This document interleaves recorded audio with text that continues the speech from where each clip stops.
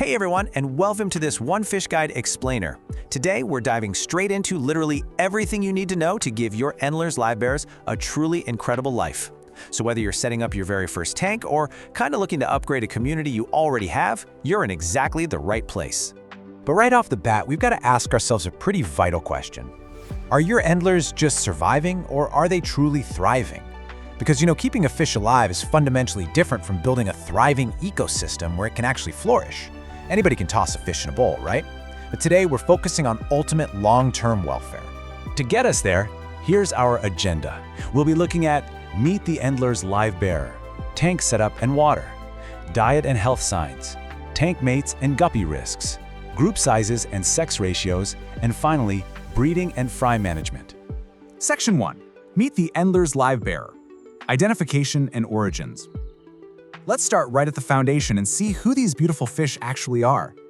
Meet Posilia wingi. Scientifically speaking, these guys are incredibly colorful, super active freshwater fish. Originally, they thrived in very specific habitats, like the Laguna de Patos down in Venezuela's Paria Peninsula.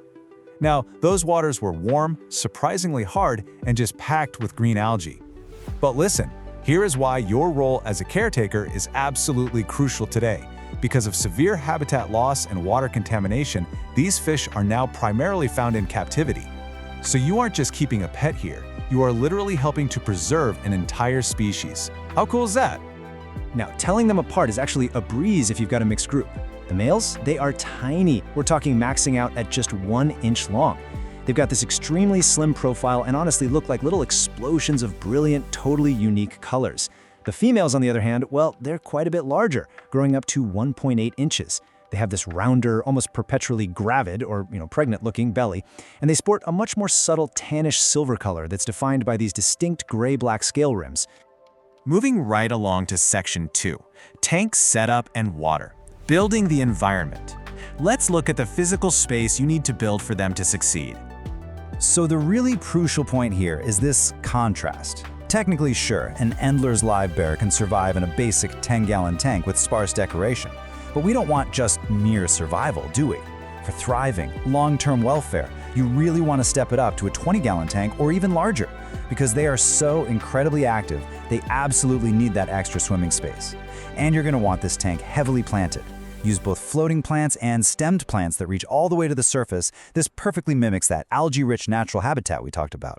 Oh, and one more thing, you absolutely must have a secure lid. No joke, these little guys are notorious for jumping right out of the water. Okay, let's dial in the water parameters. To ensure ultimate safety, we highly recommend this conservative sweet spot. Remember where they came from? We want to mimic that naturally hard, warm water. So keep your temperature cozy, somewhere between 75 and 82 degrees Fahrenheit. For pH, aim slightly alkaline, so right around 7.0 to 8.5. And water hardness is the real key here.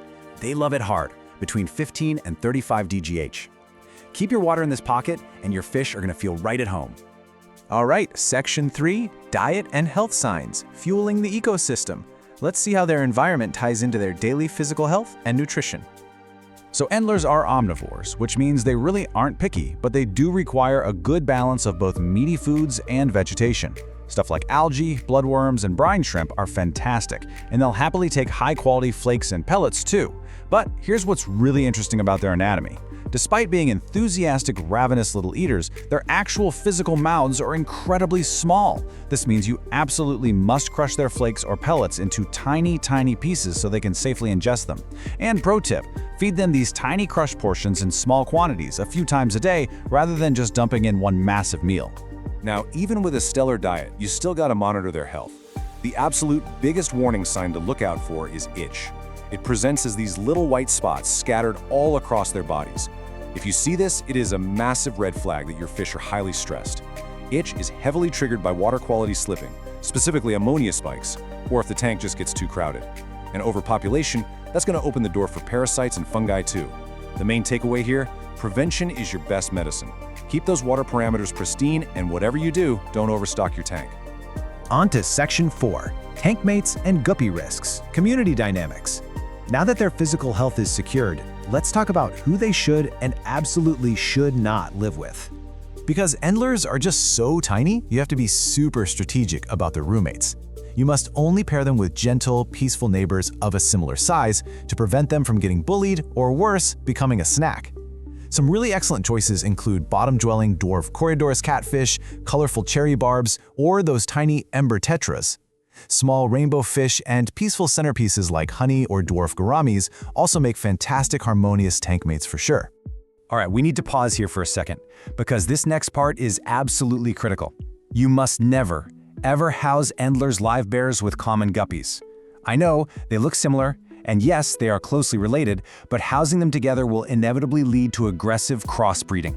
Doing this will permanently destroy the genetic purity of your Endlers, leaving you with hybrid fish. If you want to maintain the true, vibrant legacy of the Endler, keep the guppies in a completely different room. Seriously. Section 5. Group sizes and sex ratios. Social harmony. Assuming you're keeping a species-only tank or using the safe mates we just covered, we need to balance the internal social dynamics of the Endlers themselves. The real secret to a peaceful tank? It all comes down to your ratios. If you choose to keep both males and females together, you absolutely must maintain a ratio of at least 3 females to every single male. Why? Well, because the males are, quite frankly, obstinate and completely relentless breeders. They will constantly and vigorously harass the females. If your ratio is just 1-to-1, that constant stress can literally kill the female.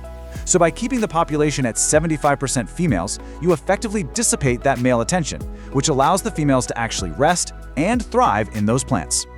And finally, Section 6. Breeding and fry management, a thriving legacy. Let's talk about the totally inevitable outcome of keeping healthy male and female Endlers together: babies.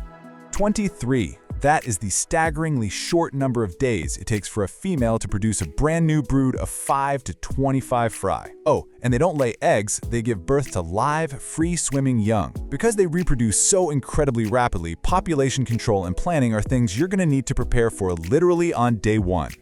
So, how on earth do you handle all these fry? Well, here is the expert procedure. First up, move the heavily gravid, the pregnant female, to a completely separate rearing tank. Let her peacefully give birth in this quiet environment. Then, the moment the fry are born, immediately return the adult female to your main aquarium. Now, interestingly, adult Endlers rarely actually eat their young, but the reason we do this is all about the fry's development. Those small plastic breeding nets that you hang in a main tank, they are terrible for fry growth. They need real space. A dedicated rearing tank is hands down the most ethical way to raise the next generation. From day 1, you can feed these surprisingly large fry brine shrimp noblei or powdered flake, and they'll actually start showing their brilliant adult colors in just a matter of weeks. So as we wrap up this explainer, I really want you to take a hard look at your current setup. What are you going to change today to turn your aquarium into a thriving ecosystem? Maybe it's tweaking your water hardness, maybe crushing their food just a bit finer, or finally rehoming those common guppies. Apply these expert practices and you'll ensure your fish aren't just surviving, but truly living their best lives, filling your tank with vibrant color and energy for generations to come. Thanks for joining me on this explainer, and happy fish keeping!